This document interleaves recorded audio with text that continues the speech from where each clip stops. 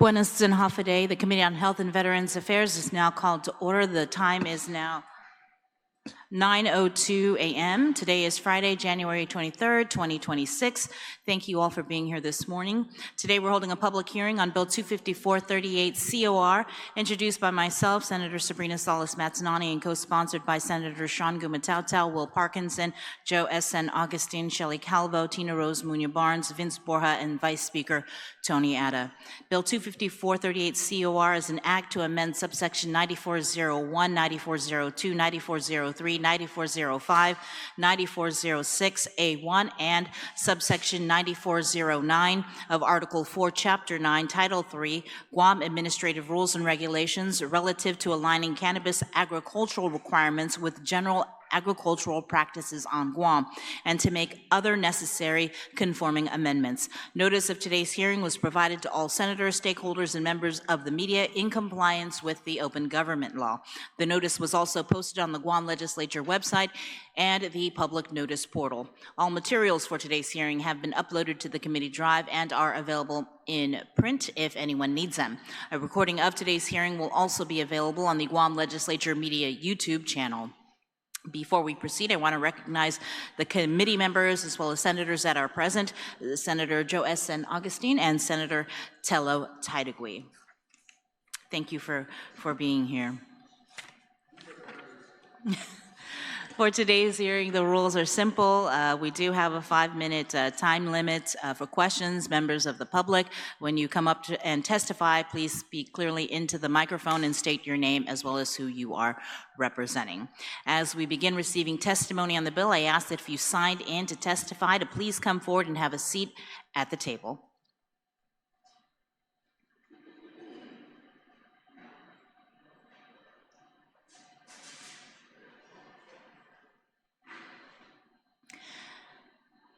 I will start by making an opening statement on the bill.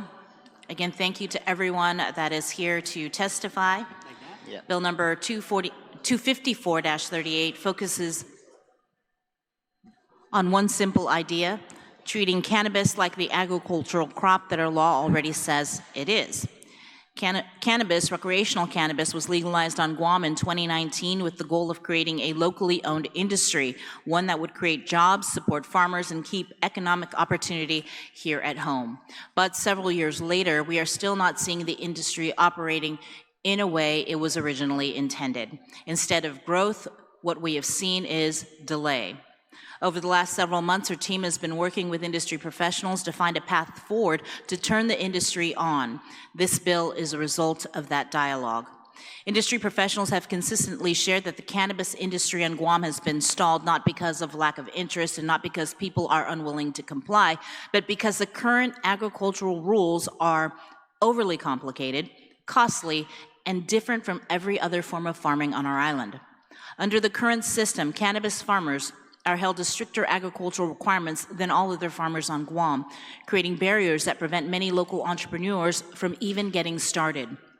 As a result, licenses aren't issued, farmers struggle to move forward, and the very industry we hoped would grow has remained stuck. This bill is intended to address that problem and their concerns. It does not remove oversight, it does not weaken environmental or public health protections, and it does not change cannabis-specific pesticide safety rules, which remain in place to protect consumers. What it does is align cannabis agriculture with the same agricultural standards that apply to any other crops on Guam, using the rules Department of Agriculture has enforced successfully for decades. And here is a simple way to think about it.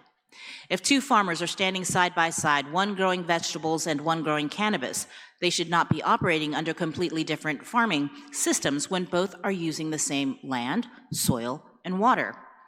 This approach is not unique to Guam.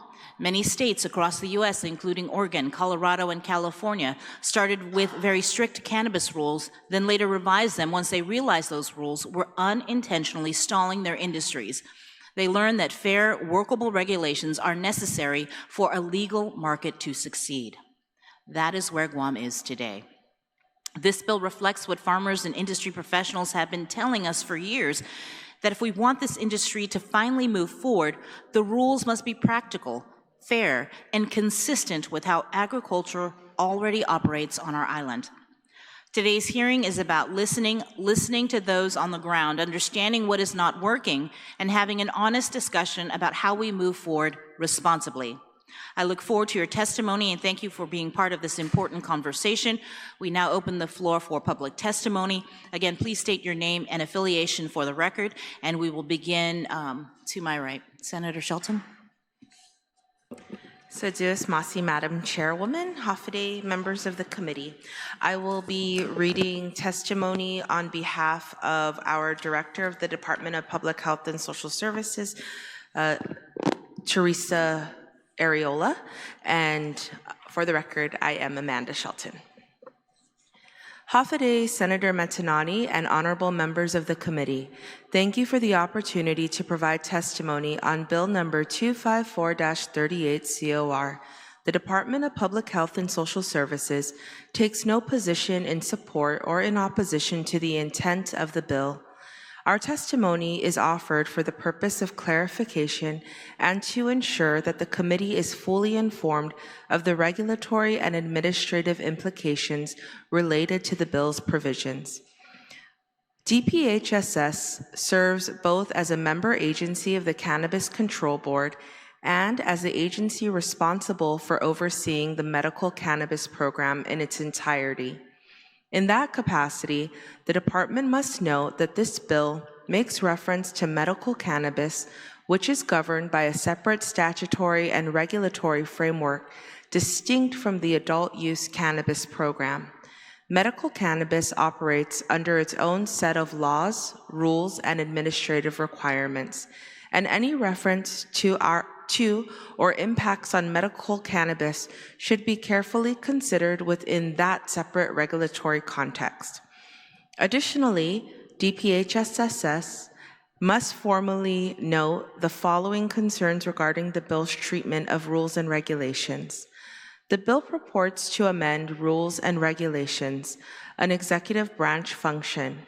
As noted by the governor many times before in veto and lapsing statements, rulemaking and lawmaking are separate and distinct roles as provided by the Organic Act of Guam, which charges the executive branch with powers to issue regulations not in conflict with any applicable laws, including Guam's rulemaking laws.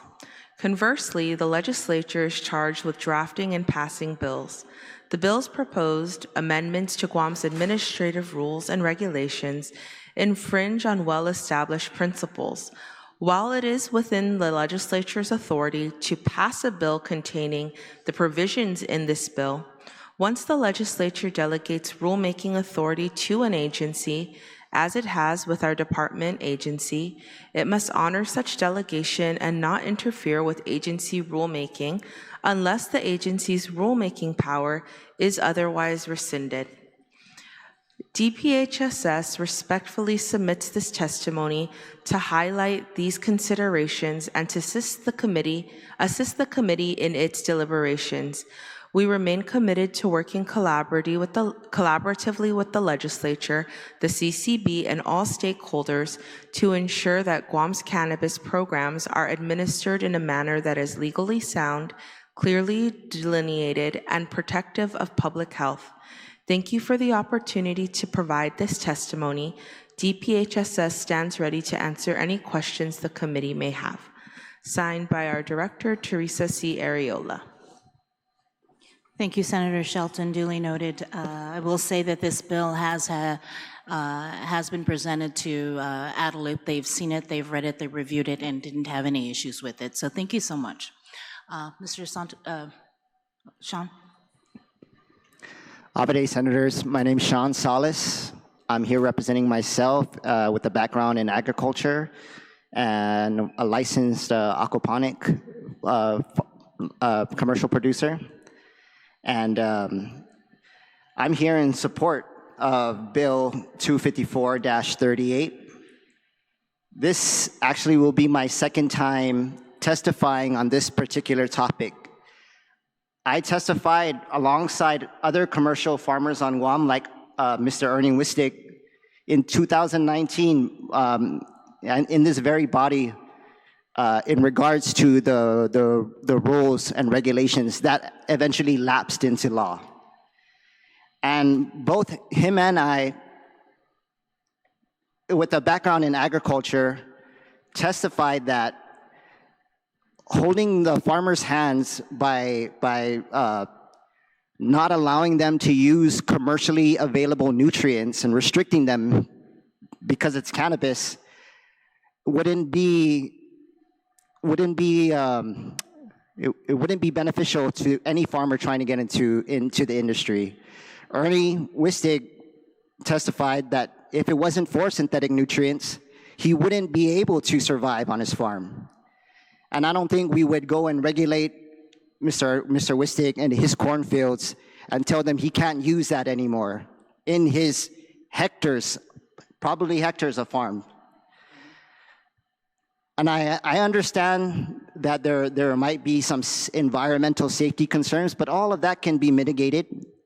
And solid waste already takes care of that, can take care of that. You just either through nitrification machines or separating into septic tanks. But this bill in particular corrects all that that we had to testify back in 2019. And just the introduction of the bill itself, aligning cannabis agriculture requirements with general agricultural practices on Guam. It doesn't make any more sense than that, because at the end of the day, it is a plant, just like any other plant. Yes, we use it in different forms, but at the end of the day, from a farmer's perspective, it is a plant like any other plant. And to grow those plants, we require the same elemental nutrients, organic or synthetic. And so the original rules and regulations created by the Cannabis Control Board, it restricted farmers from using commercially available nutrients, which pretty much tied the hands of the farmers and made people like me who want to get into the industry on the cultivation side hesitant to step in, because there were some restrictions that most people couldn't see. So I appreciate Senator Sabrina's bill 254-38 to make these corrections, to allow cannabis cultivators to use already regulated nutrients by the USDA and FDA and EPA, just like any other agricultural product on island. But I do want to note one thing. It might be a clerical error, and this is just from my copy that I have, but on Section 5,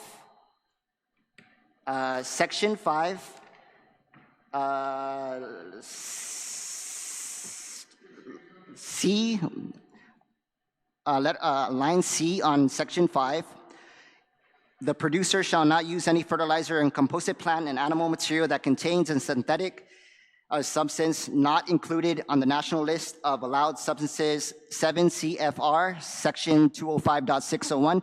It is crossed out there, and that's exactly the section that concerned me the most, because Section 7 CFR, Section 205.601 is stating the synthetic nutrients that are allowed in organic crop productions. And in that section, in the first part, it's striked out. And that's good. But just a clerical error, I don't know if it's on your copy, but the next page, there's a duplicate copy that says C on it also, and it's the same wording, but it's not striked out on this. But it's the same. It's like a duplicate. Yeah. We'll review that. Yeah. Okay. Thank you. Thank you so much. Page 9, page 8 and 9. Letter C, line 10. On line 10 on page 8, line 1 on page 9. They're the same exact paragraphs, but on page 8 it's struck out. So that's just wanted to be noted, so it's not there. But all Other than that, I'm in full support of this bill. As a former licensed cultivator in the aquaponic industry, I fully support this bill 100%. Thank you. Thank you.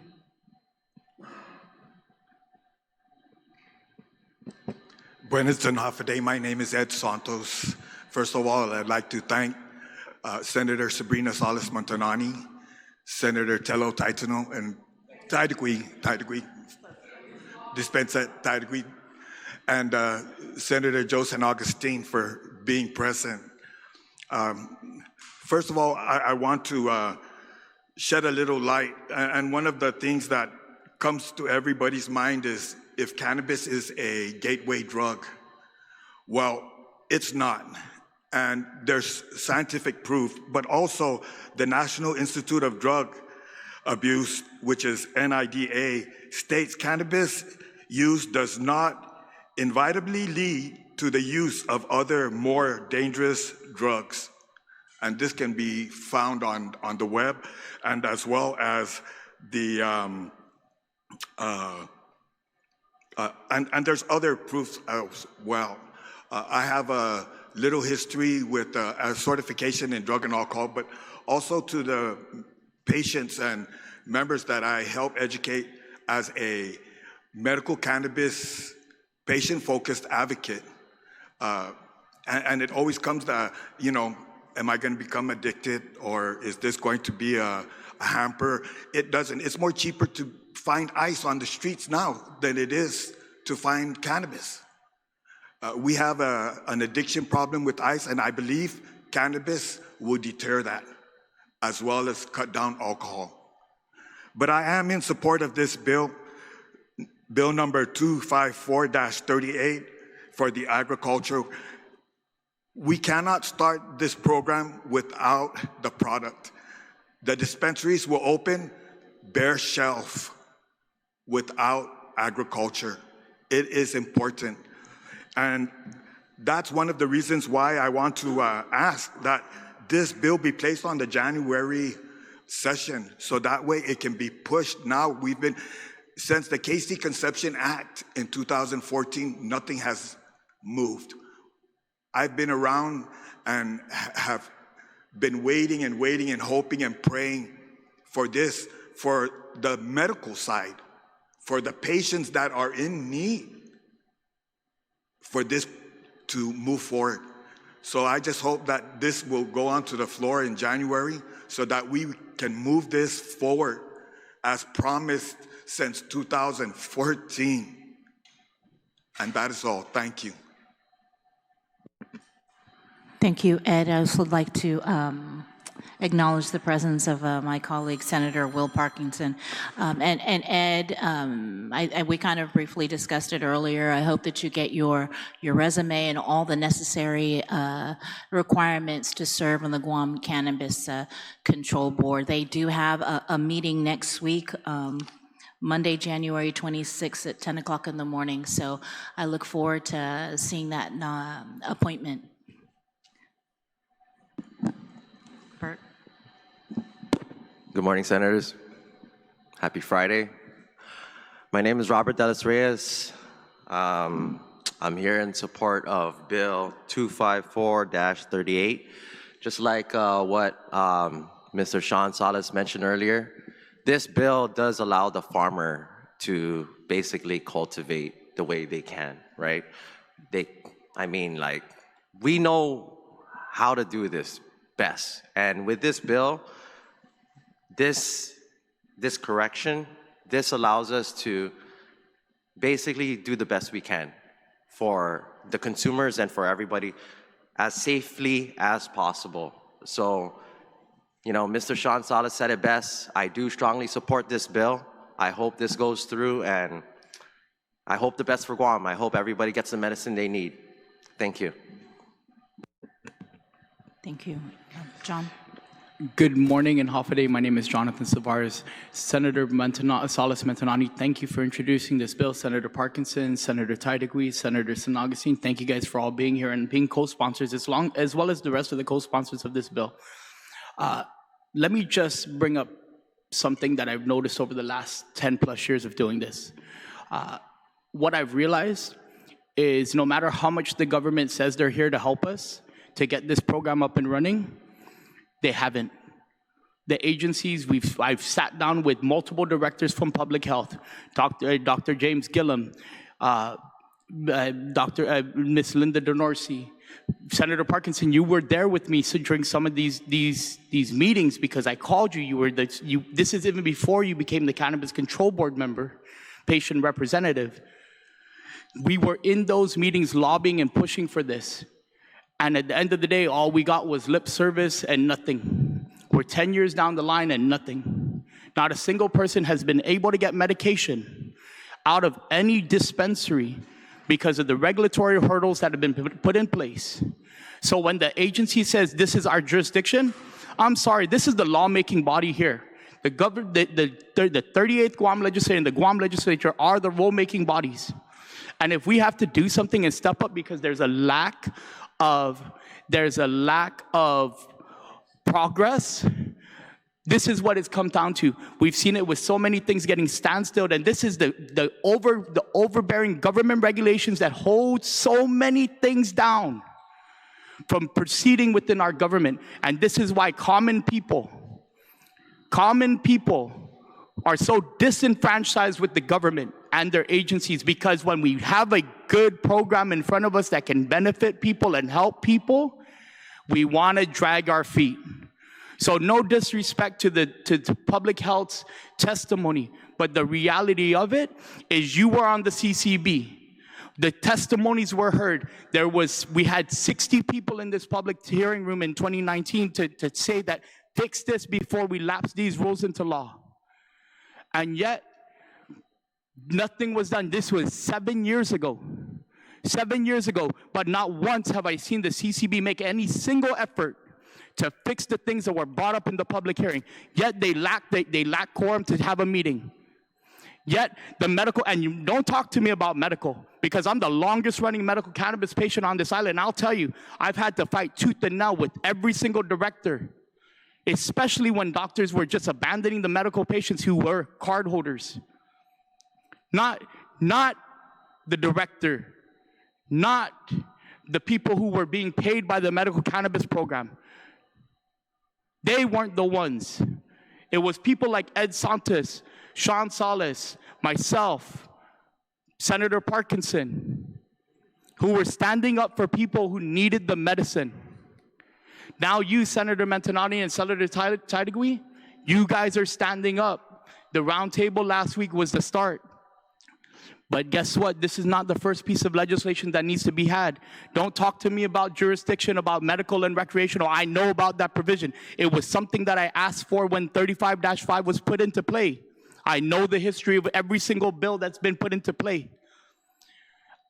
The reason why that was never, medical was separated, is because we were 6 years down the line, 5 years down the line, with the hope that the medical program would stand up. Remember this, Senator Parkinson? We were in that meeting and you said, John, why are you not going to just fuse the program? One, there were federal jurisdictions federal issues that we had to look at. Now that the federal government is moving to Schedule 3, we have an opportunity. We have an opportunity to be ahead of the curve. We're not done with this. And if you want to talk to me about the people who were here or not stakeholders, we had people from UOG in 2019 coming up to the body and speaking about, this is not agriculture. This is tying the hands of the farmer. And guess what? We tied the hands of the farmer, and this is a chicken and egg scenario where what's going to come first? This is why the lab bypass was a crucial measure. That was Senator Parkinson and Senator Taidagui, along with Senator San Augustine as a co-sponsor. I've seen every single piece of legislation that's gone out to try to stand things up. So don't talk to me about, oh, jurisdiction this, jurisdiction that. At the end of the day, this is a lawmaking body that has abilities to bypass things, to move things forward for Guam. Our island is struggling economically.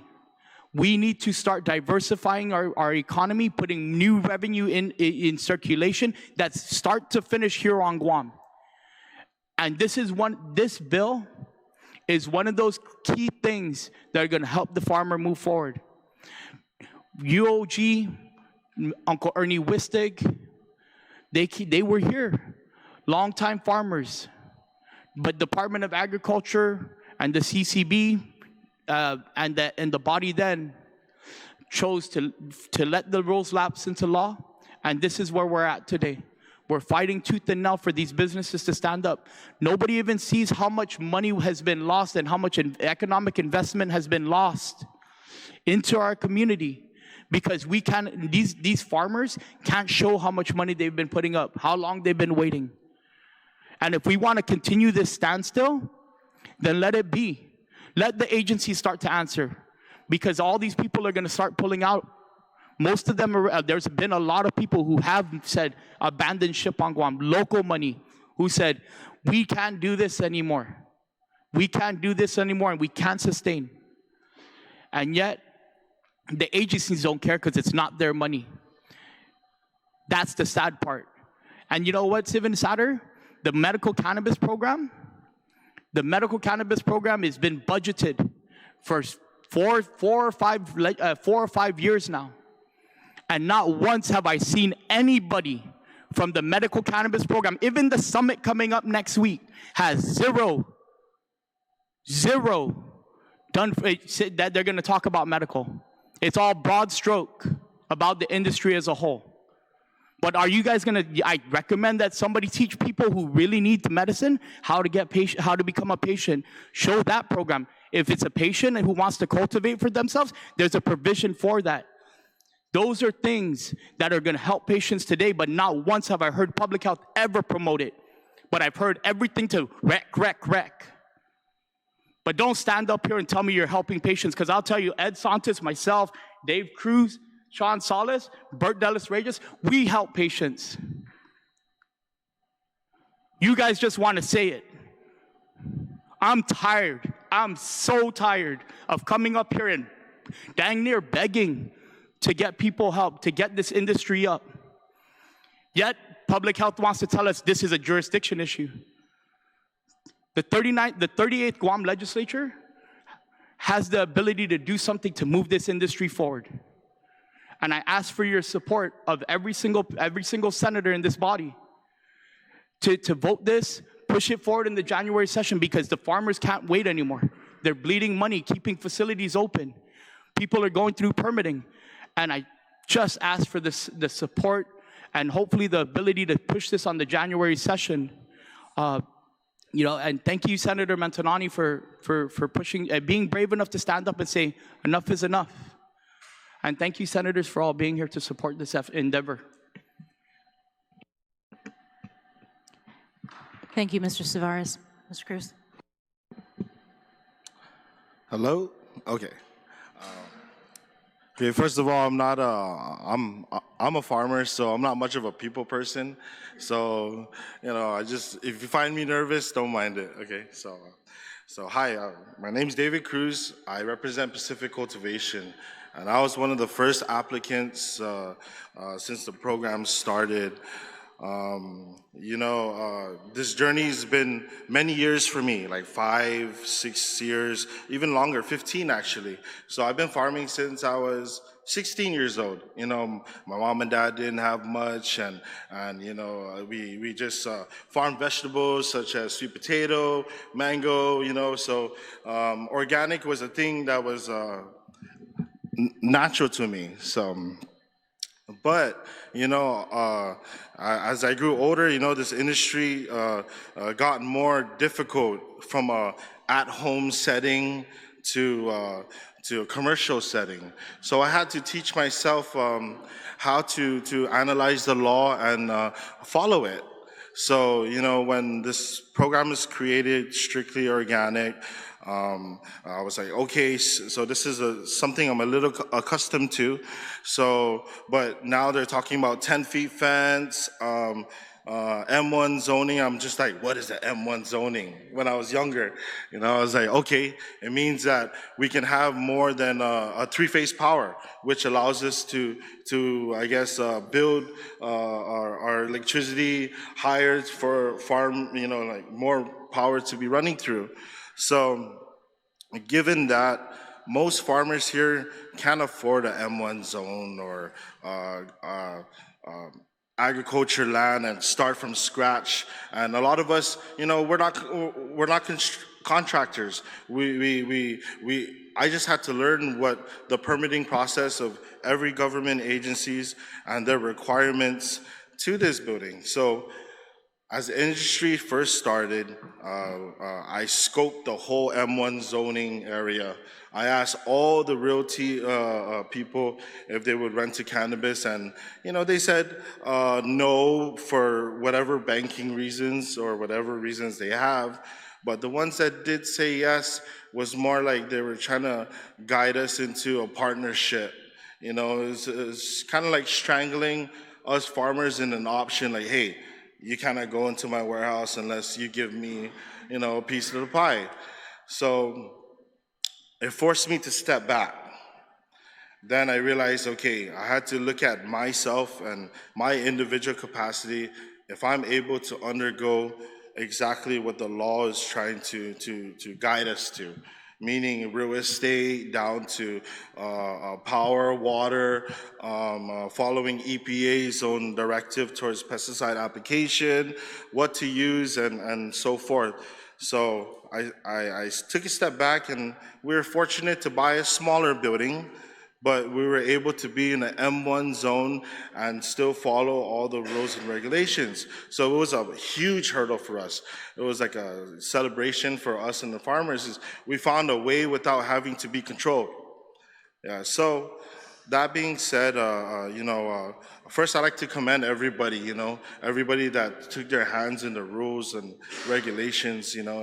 It's not a simple subject to bring up, but we got to move forward and move this industry going. So aside from all of that, is that I'm one farmer having troubles even navigating through the process.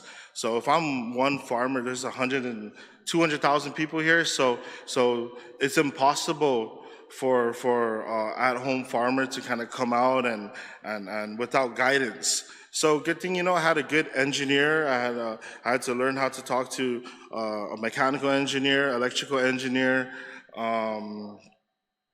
all these people to compile my plan. And then from that point, they were like, okay, GWA is talking about a backflow preventer.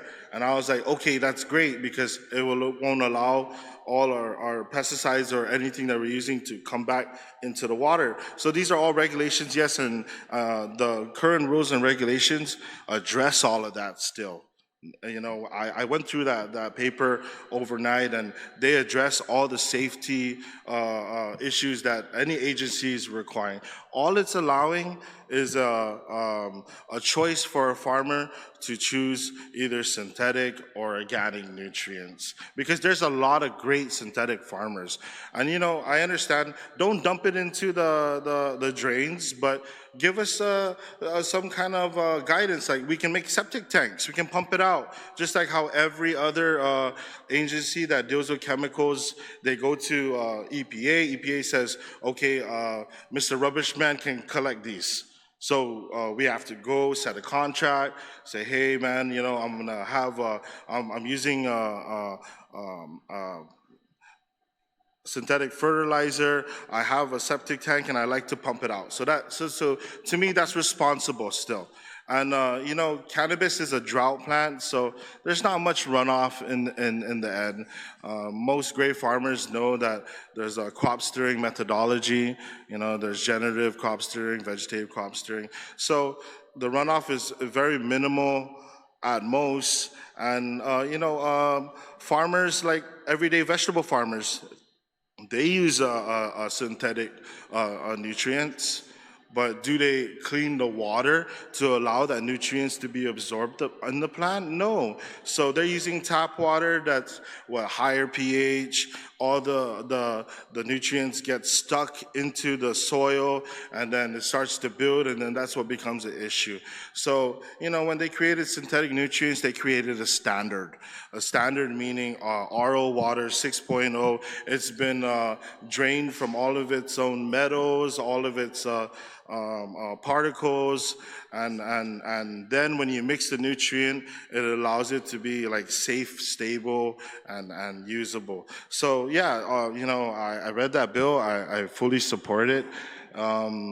For me, I could have kept quiet and just kept going organic, but you know, I'm a small farmer, so you're not gonna have a diversity of product out there. You're not gonna have a market. You're only gonna have a few farmers that can comprehend organic, but you know, in the end, they're both great programs. It's just maybe we can get the regulatory agencies involved on the synthetic side to how to properly mitigate, you know, their concerns if it's going to be leached or if we're going to pump it out or anything. So yeah, thank you. Thank you, Mr. Cruz. We're going to open the floor now to my colleagues to see if they have any questions. I know I've met with you guys already, and so we'll begin with Senator San Augustine. Thank you, Madam Chair. I'd like to thank everybody for showing up today, and my colleague, Senator Shelton, thank you for the testimony provided by Therese. But I want to make it very clear to everyone. One of the biggest things that some of the agencies fail to understand, and I don't blame Director Arreola for her stand, you give them the authority to do the rules. What we expect in this body, do the rules. That's what the people of Guam are waiting for. Just do the rules. And the legislature won't overstep its authority.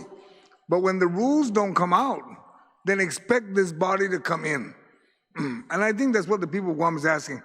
And hearing the testimony from Mr. Cruz, maybe you should be one of the lead on what's going on in our culture, because if everything you're saying, this bill shouldn't be an issue.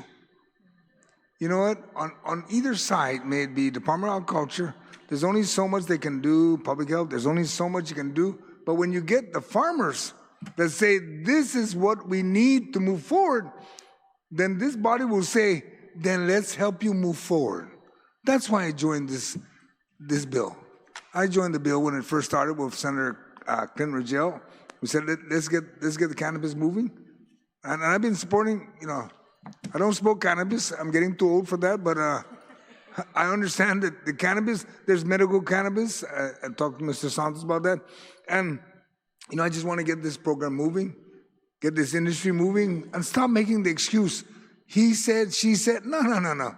What is the rules you need? And if the agency won't give you, tell the body so the body will put it in writing.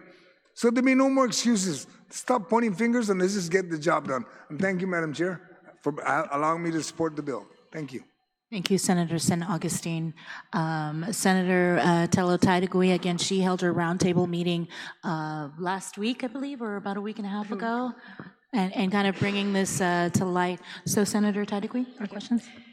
Thank you, Madam Chair. Good morning to my colleagues. Good to see you guys here. I wish there were more senators here because it does get complex to try and school the other senators on what we're trying to do here. And it's you know, it's unfortunate because if they have any questions, you're the people that need to answer those questions. Why? Because you're the experts. We're not the experts sitting up here. But we do know what's important, and that's public safety and ensuring that the regulations are meant to assist the public, meant to assist those who are growing cannabis, you know, and especially meant to help our economy grow in some manner. So it's going to be tough. We're going to have to talk to the other senators, you know, let them know. But please feel free to continue to reach out to the other ones who are not here to let them know that you're in the industry, you know what needs to be done to move forward. So it's very helpful that you're here. Yes, I started a roundtable a week ago on this to try and, you know, light the fire under everyone's feet, agencies as well as the industry, to say, hey, look, don't give up. You know, I know you're having a difficult time, but I so wish that Mr. Cruz, David Cruz, you were there at that roundtable, because if I'm not mistaken, you're actually a cannabis grower or a farmer who's gone further than any other applicant in moving forward.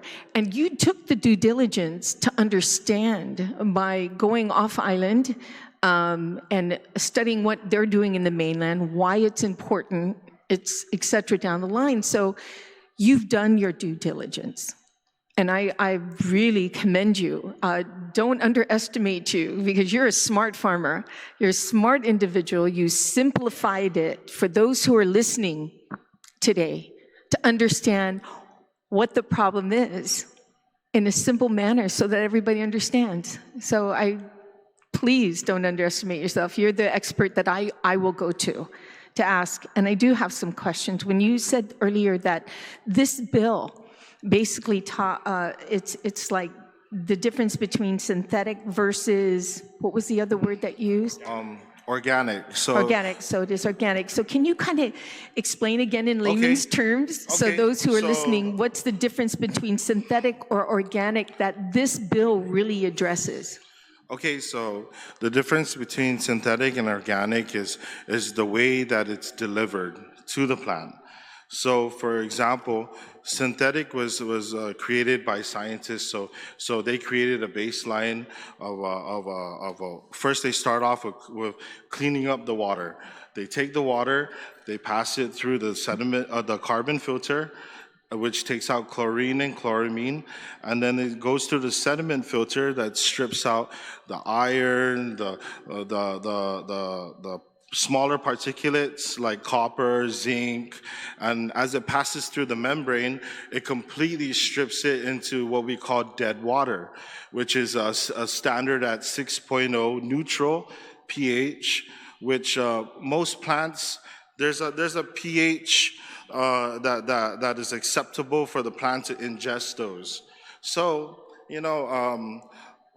farmers that didn't take the time to kind of like learn clean water, what happens is now is when they mix the nutrients in tap water, saying tap water, because chlorine and all of those substances alter it into a pH buffer zone of like 7 to 9, and even if they mix those nutrients, a lot of times the standard at-home farmer doesn't realize that the plant is not intaking that all. It is actually getting sitting inside the substrate, and as you keep fertigating and fertigating through the season, you're going to see it susceptible to pests and disease, and you're thinking that, oh man, it's probably a problem in the way I feed. No, it's the fact that you're not within the pH range for the plant to accept and process those nutrients. So they start using pesticides on plants, hoping that it's going to help it and fix the problem, but it actually doesn't solve the problem. What would solve the problem is maybe if agriculture can create I was talking about this almost like a one-stop kind of thing for farmers, because it starts off with clean water, right? So plants can use the nutrients. Now, when EPA sees there's a problem in the land, is because they were never taught to clean water and start with a baseline. So these farmers are using high pH water and having issues in their land, and agriculture comes in and goes, oh, there's a big problem. You have an overly concentrated amount of nutrients in the soil. So that's synthetic. But regardless of synthetic, now organic is decomposed amendments such as natural stuff like minerals, azomite, fulvic acid, all kinds of natural stuff to represent nitrogen, phosphorus, and potassium. So they're both great methods. It's just how is Gov Guam going to regulate the runoff so it doesn't create an economical issue. So, just like every other farmer, they find ways to help, mitigate, follow the law. So EPA can give us those standards, and agriculture and public health. Okay, so it sounds to me like it's water coming from a hose versus water coming from the sky. Correct, yes. It's Water very from the simple. sky So is you clean. don't have always rain, especially if you do indoors, right? So you don't have that unless you like do the old-fashioned way, right? Back in the day, we had these big drums and we caught the rain catchment, right? Yes. And a lot of farmers use that rain catchment That's why to back then it was so abundant. Yeah. It was so abundant, because they were using rainwater. Right. Now in this generation, we're farming more, so we have to find a way to clean the water and somewhat create our own rainwater. Right, Yeah. create the own rain instead of through catchment. But you're still allowed to use catchment, right? The big barrels and catchment, right? Yes. And wouldn't it be even more economically better for you? Because, if you do hook up to GWA, you're going to have to pay for that water versus, natural water.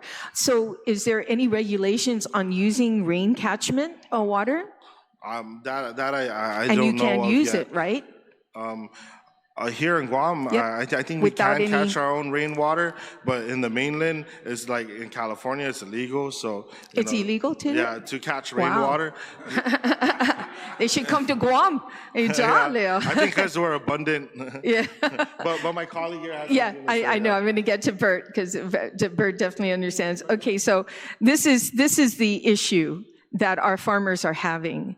They can't always use natural rainwater, and then they have to use water that comes from our faucet, which is full of chlorine. Many of us understand that, especially chlorine. I mean, we find it in our faucets, our faucets get clogged up because of chlorine and everything else they put into it, right? So this is not healthy for plants, really, to tell you the truth. It's not even healthy for our chlorine, dumping it into the water and stuff. But so that's what we're trying to do here, is find a simple way to do it. I'm not sure, and I'm going to ask Bert, because Bert has a question here. So Bert, please, I know you raised your hand. You wanted to add to that? I wanted to add on to the Sure. synthetic organic. That way everyone can kind of understand, right, for the record. I guess the word synthetic sounds really bad, correct? It's not that bad. Everybody as a farmer can admit that, right? The reason why they call it synthetic is just like what David said, right? In organic, basically, you can have your own fenadeni. Everybody have different ways of making fenadeni, and they all taste good, correct? In synthetic, it's just like Four Seasons drink. You have all your fruits mixed in one. Everything you need is already mixed in one. You have your CalMag, right? That's one base, and then you have these, it could be a 2-part or 3-part. I know it's hard for everybody to understand, but companies make them like a all-in-one program. That way you don't have to buy A, B, C, D, all the way until Z. They made it for logistic purposes. That way they can ship them in salt form or in liquid form. Now, in the bases, just like what David said, you can have all of your nutrients that the cannabis plant needs in base A.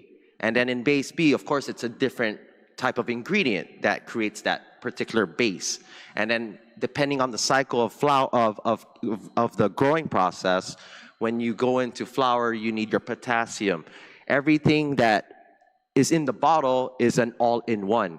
From there, they called it synthetic. So that's where they made it a lot easier for future farmers and commercial farmers to use versus having to shop around and be like, I need my onions for my fenadeni. Oh, Payless don't got it. I need my soy sauce. Oh, they don't got the brand that I use. So organic is more like you can create your own ingredients and make your own fertilizer. Right. And with synthetic, it's basically an all-in-one program that you can just mix it in the water, depending on the ratio, and then figure it out from there. Everybody growing cannabis, right? Not all plants will be the same, 100%. They will not be the same, okay? It's just like dating girls. Every girl they have all different types that they are into. You gotta understand the girl. You gotta understand how to make them happy. Or And the guy. Sometimes, right? Sometimes. Or the guy. Don't Or the just guy. It segregate goes to both women ways. here. But for cannabis plants, female plants is what gives us the fruit. So if you make the girls happy, they give you more fruit. Correct? Or the guy. Yeah. So that's just how I can best refer how the synthetic versus organic program is. Okay. I know it sounds bad, but I can, I just want to let everybody know it's not bad. I'm a synthetic farmer. I tried organic. Depending on the farmer, sometimes it's not for them.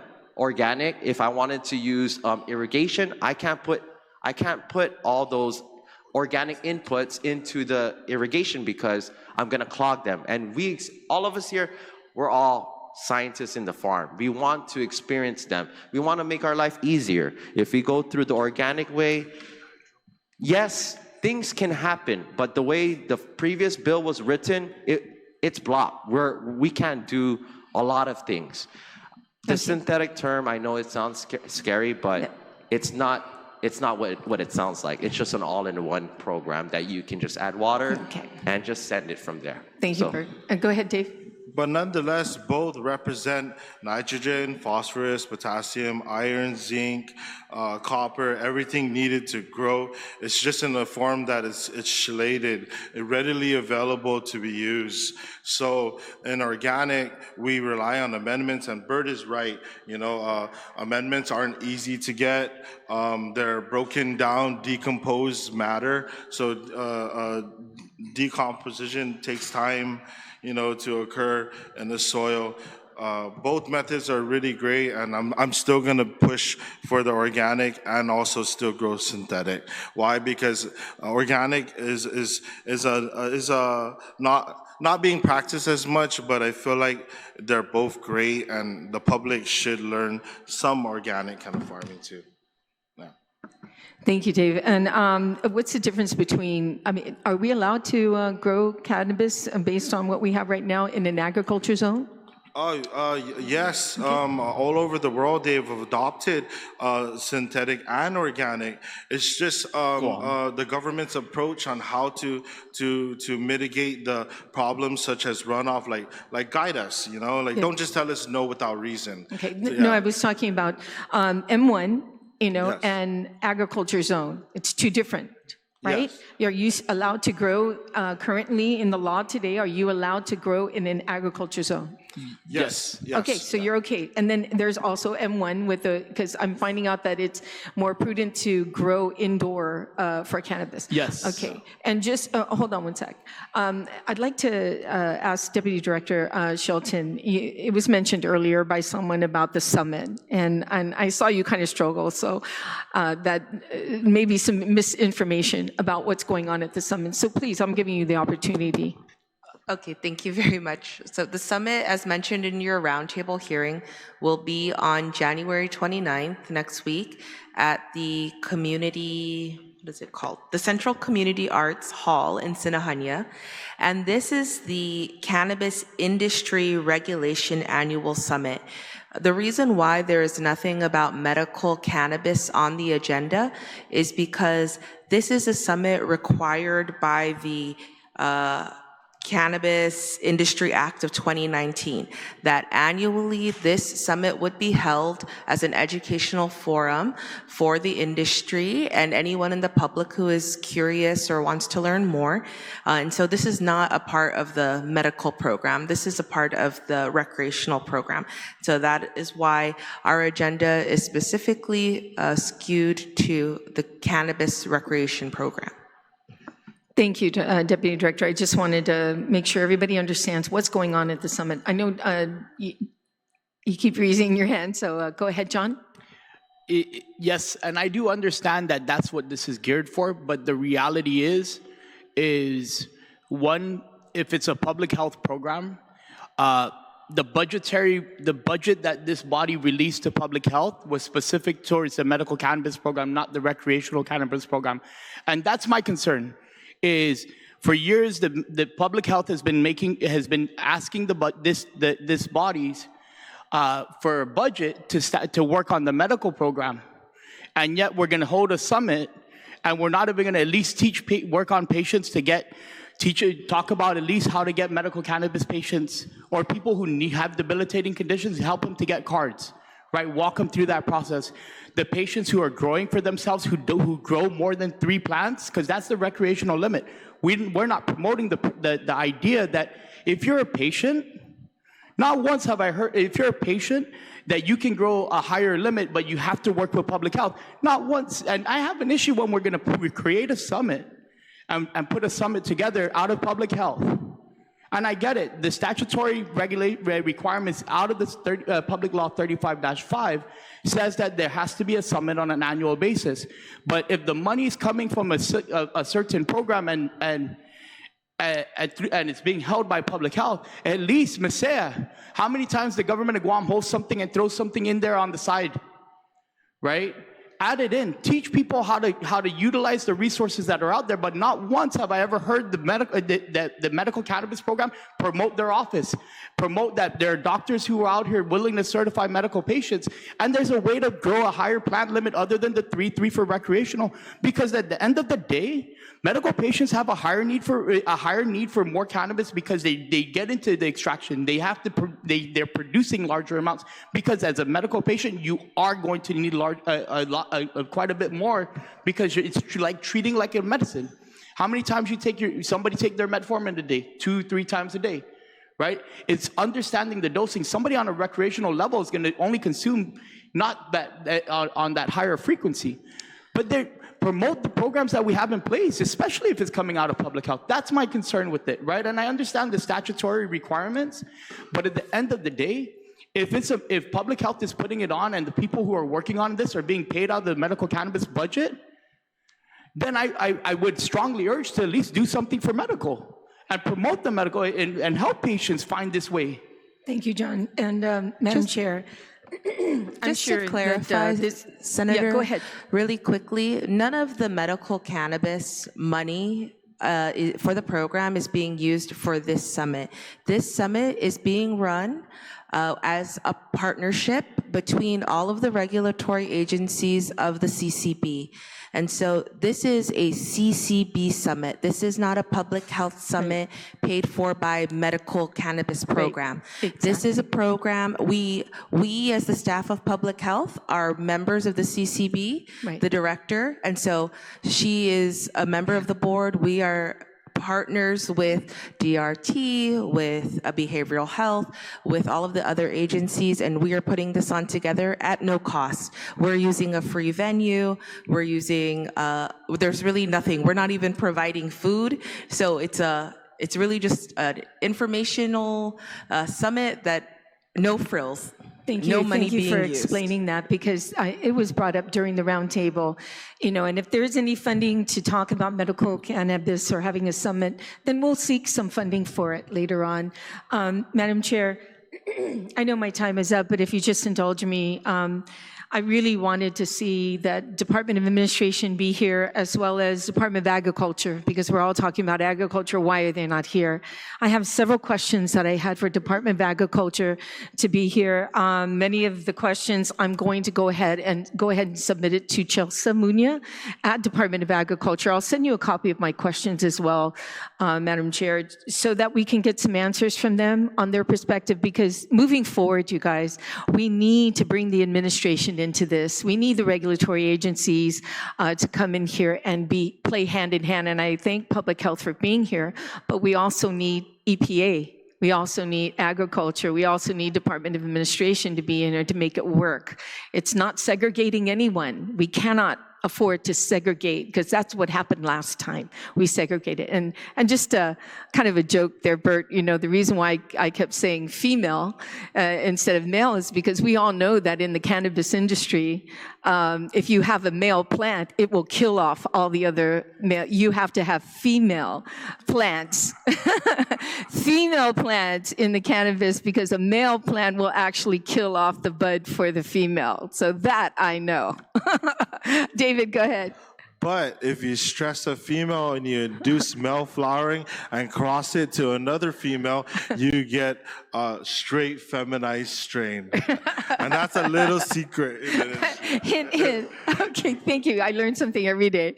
So thank you so much. And I look forward to continuing this conversation. And hopefully the working group that was created out of that roundtable can get together, and we can get those agencies to be a part of this so that they can, also give us their concerns. But I appreciate the extra time. Thank you, Madam Chair.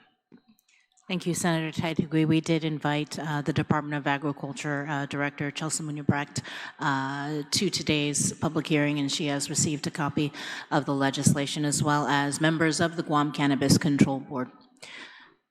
Senator Parkinson? Thank you very much, Madam Chair. I stand in full support of this legislation. I feel kind of old because, here I am. I was there when the cannabis rules were made and the strength of men failed. I remember I was originally on that board and I objected to these regulations at the time because they were fundamentally unfair. We were holding our local cannabis industry to standards in agriculture that we held no other plant to the same standards. In other jurisdictions, there are organic regulations. However, those organic regulations are optional. If you avail yourself of these organic regulations, here are some extra benefits you can avail yourself of in taxes or whatever. But here we are compelling people to only use organic. I am a little bit of a hobbyist myself, and so the way I've always understood the difference between synthetic and organic is the difference between unleaded gasoline and crude oil. If I was to put crude oil directly into the engine of my gas, or into the gas of my engine, I would muck up the entire system, as one of the people here testified. And so when we talk about what organic materials are, we have a list of what they are. We have raw manure, aquatic plants, blood meal, iron phosphate, feather meal, guano, gypsum. And as one of the people testified, from all these raw materials, you have to Frankenstein your own mix together. But we have modern industrial practices that have allowed us to make these synthetic nutrients that have basically filtered out all the impurities so that we aren't literally shoveling piles of poop, piles of shit, because we have it in industrialized, chelated, standardized form. And so if somebody wants to use organic, I highly encourage it, I highly recommend it, but it should be the choice of the farmer. One of my principles has always been maximum freedom. If I had my way, we'd all be able to sell cannabis at the flea market, with a simple permit that we need for regular vegetables. That's how I would look at it. But if we're gonna have regulations, let's make them make sense. My journey for the cannabis industry has been a long one in the sense that I see how slowly the levers of power move, and every problem in the cannabis industry, whether it be lab testing or nutrients, is kind of a whack-a-mole problem. We solve one problem and then we progress until everyone discovers what the new problem is. But you all see how slow the levers of power and government move. So I would recommend that if there is another roadblock beyond this, if there's something else stopping us after this, let us know what it is as soon as possible.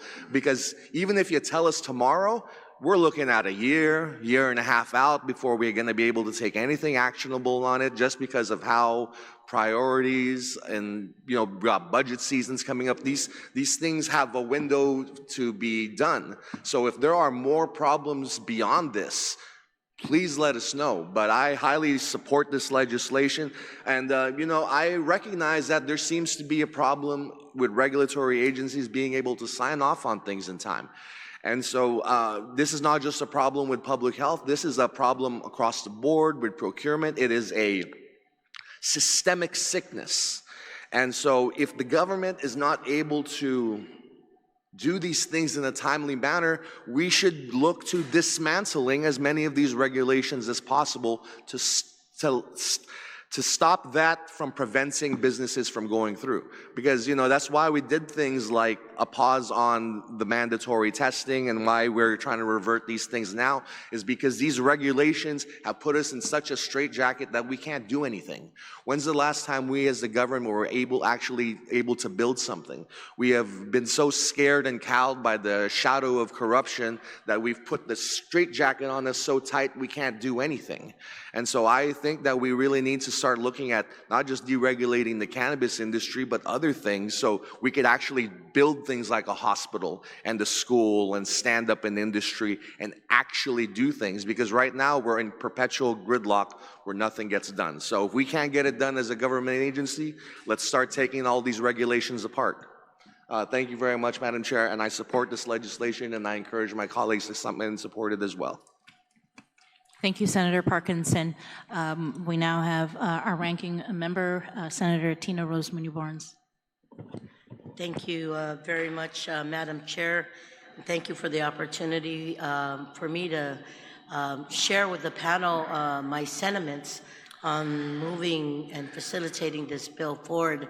I've had the opportunity to speak with all of you the other day and working closely with the Oversight Chair on Health, and I'm grateful that Public Health, Senator Shelton, thank you for being here and the efforts of the Director of Public Health. I wish all the other agency heads that have in one way or another have to help regulate or facilitate this program moving forward.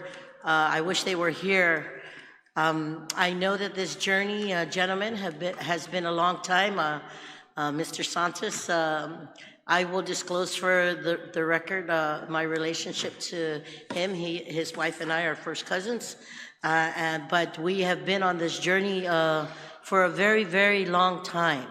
And we did it from the medicinal cannabis component and still the implementation so that we can safeguard the protocols and safeguard our community and safeguard the growing industry, still not into place through the government's perspective. So with this bill 254-38, I asked you folks again to just make sure that the provisions that are laid in this legislation, that this is what we can do to get this program finally implemented. I was reading the sentiments of the Director of Public Health and giving a position of neither in support of or in opposition of, but from a regulatory standpoint, they are the discipline that needs to be a part of this program moving forward. I think it's important that we get something started. It's been too many years, too long, and I apologize for being late. I had to go to 2 family funerals, but I still thought that this was very important, so I had to make sure that I came here today to show that in the efforts of the support moving forward, that we listen to your concerns. Mr. Cruz, I had the opportunity to hear what you had to go through, and as far as the application process, to my nephew Jonathan, who from the medical patient perspective, you know, and how long you're probably one of the few left that still has a card here, but that shouldn't be the case.